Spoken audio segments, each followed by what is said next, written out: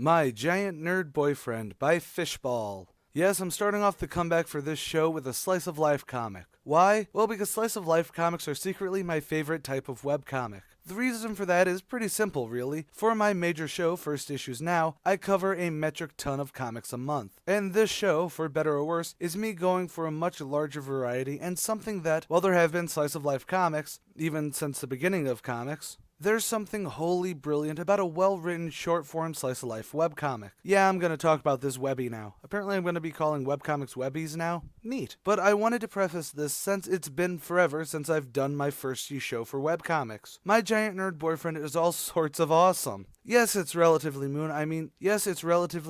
There's only 30 or so installments, and you can probably finish them all in maybe 20 minutes straight, but the sheer uniqueness, while not being totally out there, really truly makes this something special. The overall premise is sort of in the name, really. Fishball has an above-average sized boyfriend who's a total geek. And there are some fantastic jokes about this. Number 3 is about her boyfriend in a tight Pikachu shirt that's semi-recurring, that just makes me laugh heartily, but most of these really do. And I know, I should be showing off more of the webcomic in all this video, but you should look it up for yourself. Okay, not convinced? Fine, I'll put up my favorite and become an actual reviewer, and just not a guy saying, hey, check this out for a moment. My favorite one of these strips is Stubble 1, which is only the 5th one, but honestly, it probably sums up the biggest reason that I actually enjoy this comic. Because, and by God, I know this is probably numero uno on the worst things to say as a critic, but I really feel it's my life. What I mean is that this comic itself sort of represents what I have probably done to most of my former girlfriends at some point in our relationship. Yes, that says something about my dating record, but it's just a quirk, and I don't think I've ever actually seen it in a slice of life before. And that's probably why this is definitely a webby I'm subbed to on Webtoon. I'll get to them in a minute or so. And why I'm looking forward to more from Fishball.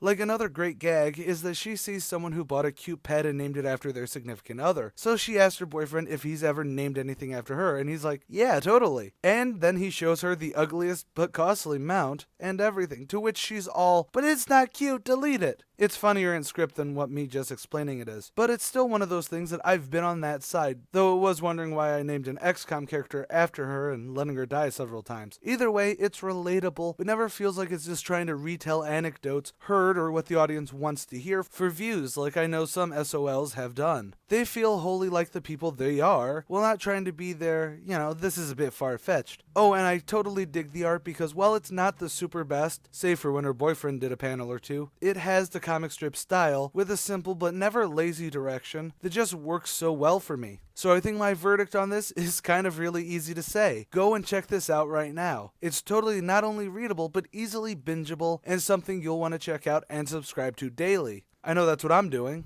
But that's all for today. Let me hear from you guys and tell me what you think. If you think that this was actually a pretty good webcomic, or if you feel like it was just a standard, leave a comment below. I'm all up for discussions and fun stuff like that. Don't forget to like, share, and subscribe. Check out my other 2 channels for comic goodness, ComicSins and a comic a day. And please become a patron so I can make all my channels even better. Maybe even get a proper editor up in here. And as always, stay golden, Inklings.